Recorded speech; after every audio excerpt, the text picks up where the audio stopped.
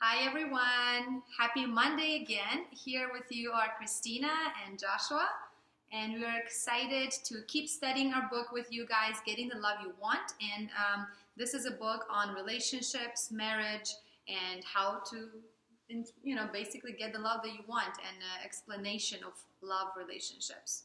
Yeah, so last week, I know we missed out on being with you guys. We actually uploaded a funny video of ourselves singing to a song de Bote, and I hope you guys enjoyed that for us. We were just... Actually, YouTube canceled it. Yeah, well, YouTube canceled, you're very right, but then we did upload it onto Facebook for all of our Facebook followers. Yes.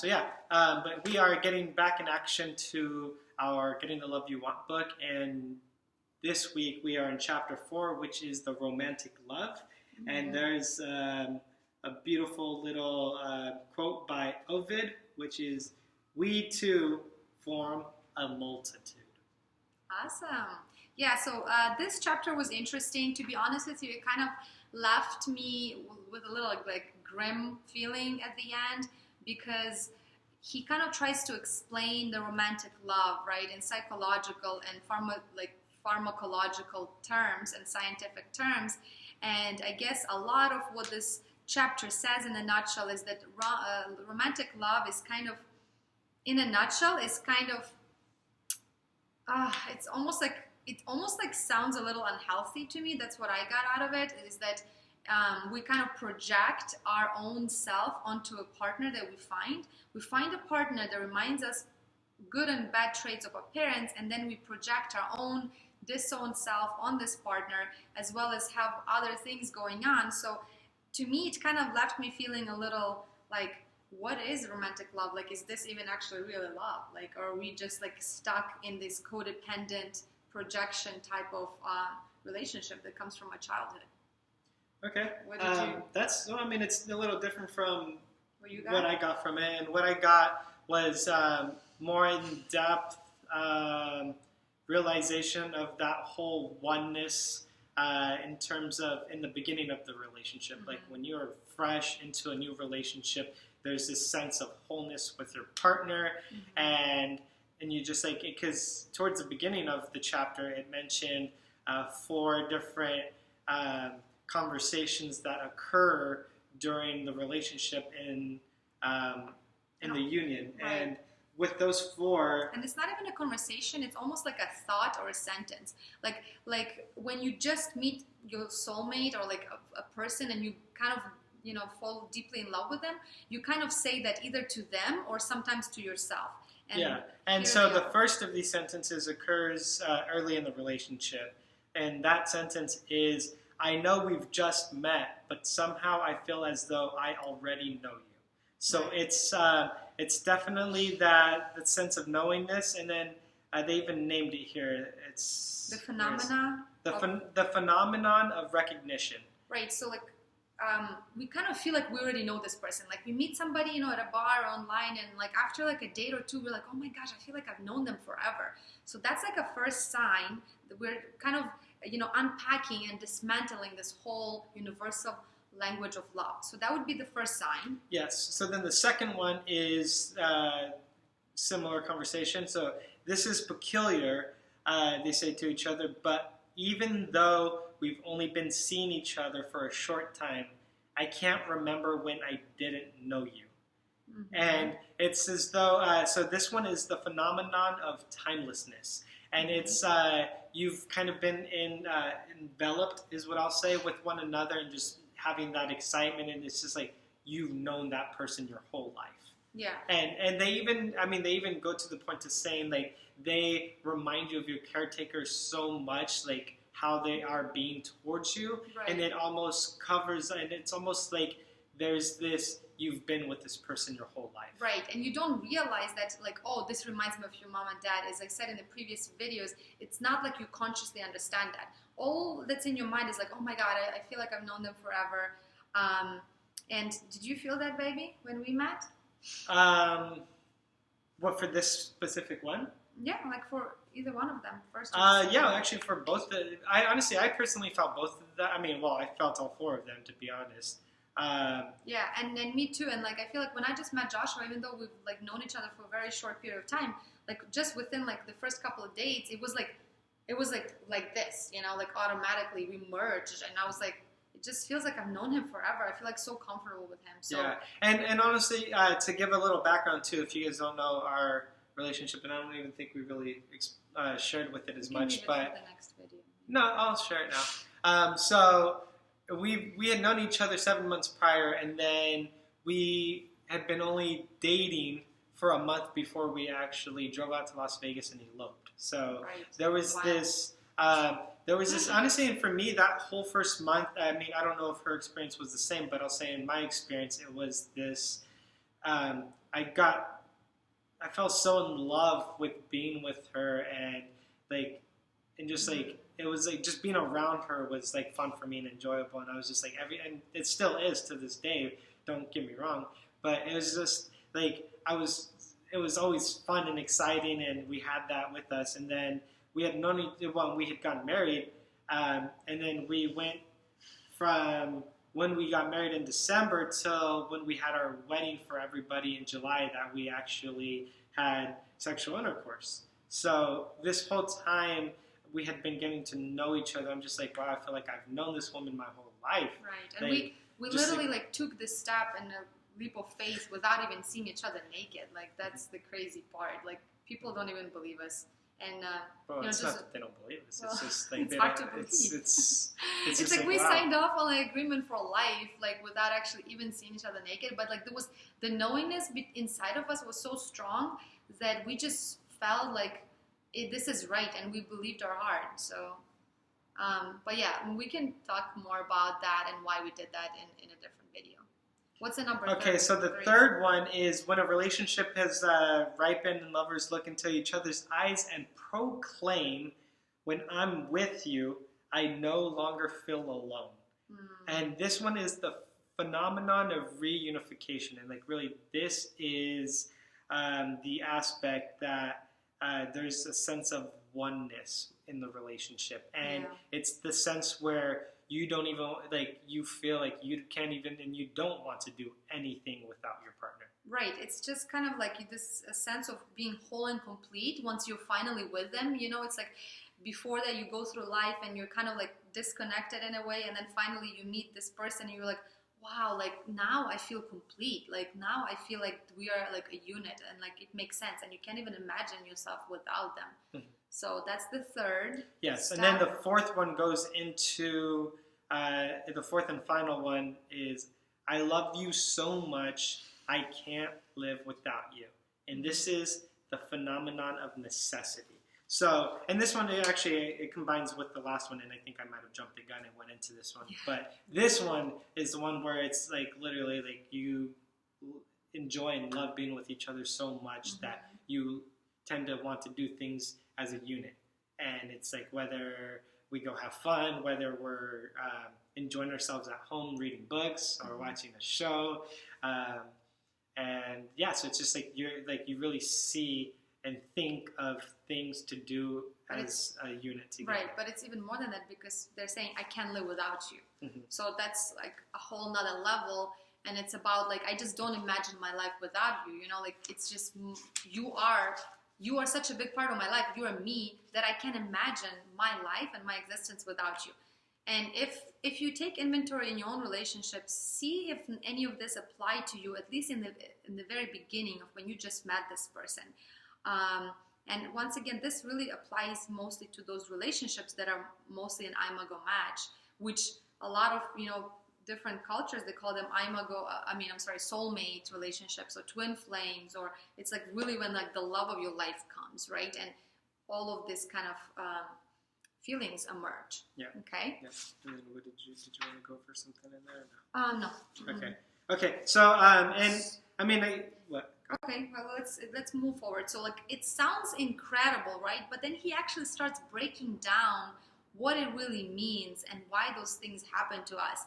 And, like, as I said, it was, like, kind of gave me a little of a bitter taste because, of course, it kind of diminishes, in a way, this, like, beautiful, poetic, romantic love that we all know, that Shakespeare, wrote about. And it's kind of, he kind of, like, makes it like just diminishes it to like simple like formulas to me. But it makes sense and I get it, but it was still kind of interesting to Okay, read and it. I actually see what you mean and what you're kind of touching up on, because it goes into How the denial. the Is that what illusion you- actually. So Okay. it goes Fostering into an saying illusion. how that is actually an illusion, a lot of it, because when we meet that person, we think that they will actually meet all of our needs.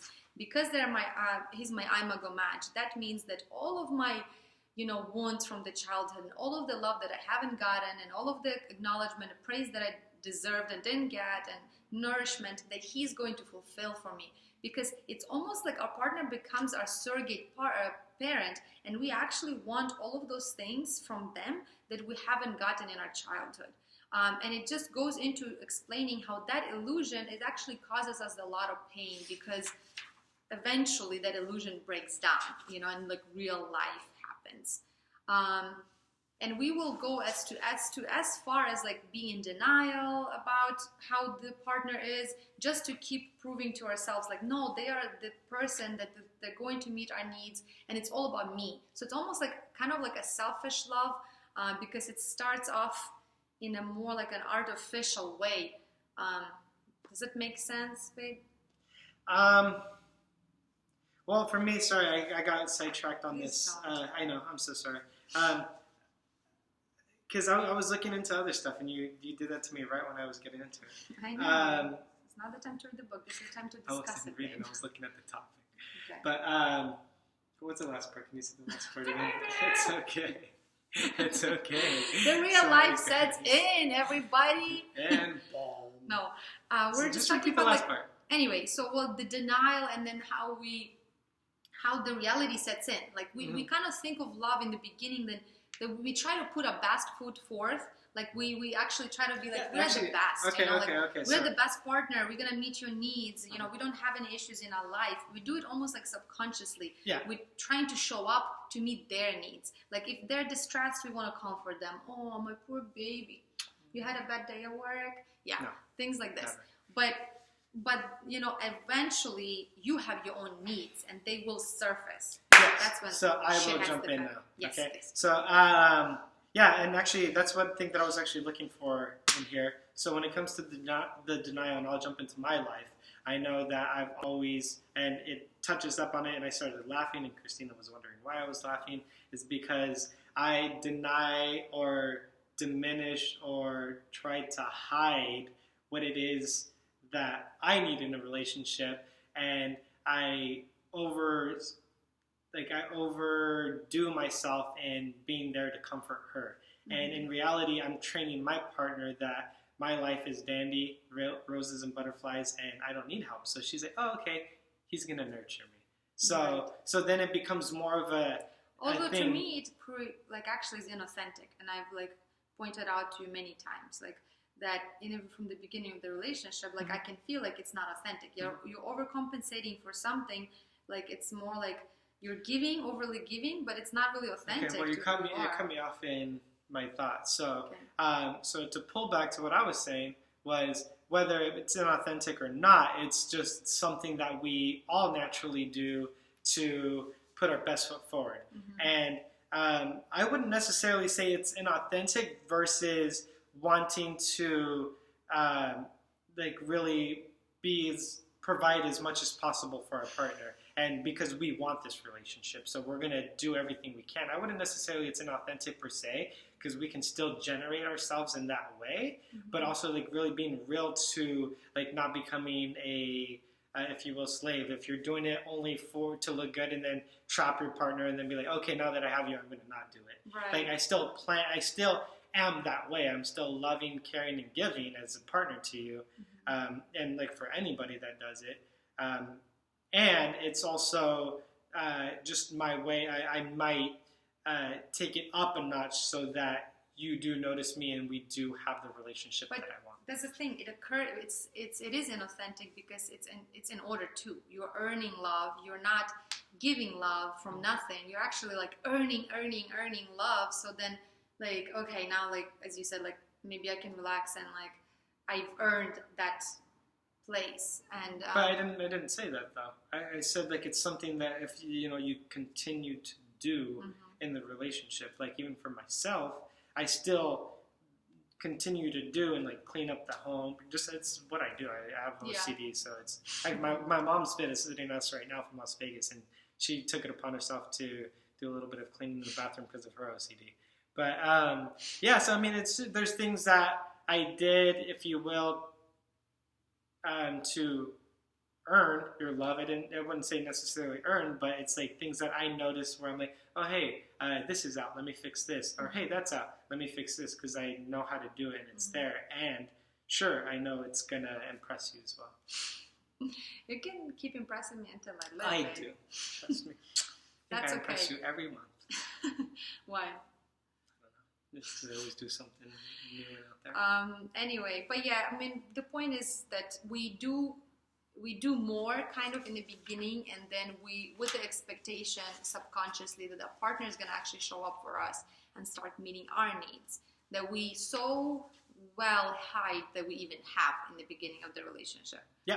Yeah. So I think that's going to be it for this chapter here for us with the romantic love. And so really, like, once again, inviting you guys to join us in the book and follow along with us, and or read it at your own pace and continue watching our videos. It has been like really eye-opening for us reading this book. I can't stress this enough. If you are in a relationship or want to be or just left a relationship, just to get in like more insight of how it's been or what's available. Like we consider ourselves a conscious couple, and we've done a lot of work in personal development and read books, but like this book is really like up there. Yeah, absolutely. I'd say this is the first couples book.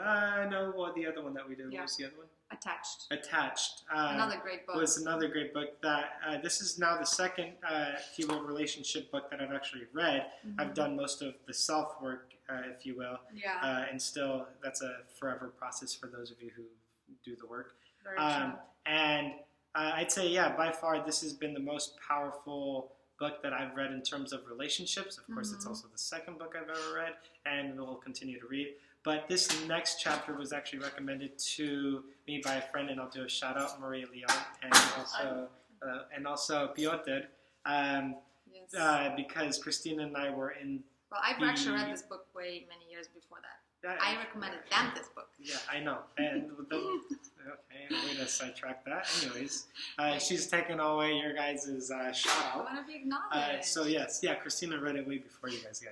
Okay, so anyways, this next part, which is going to be our next week's topic, is on the power struggle. So really stay tuned with us, because I'm actually going to really like share vulnerably and authentically, and I know that Christina will as well, because that's who she is, in terms of the power struggle. So it's going to be juicy, and it's going to be raw and vulnerable. So because we have been going through this power struggle, and it's been ugly, and we really like want to share it from the heart with other couples who have ever might like gone through that as well. Yes. So awesome. So we love you guys. Stay tuned. Remember to always #hustle. I don't have my triangle to show you guys. But yeah, we stay tuned, and love you guys. Don't forget to follow, subscribe, and whatever else you guys do nowadays. Oh, yeah, and share. Bye.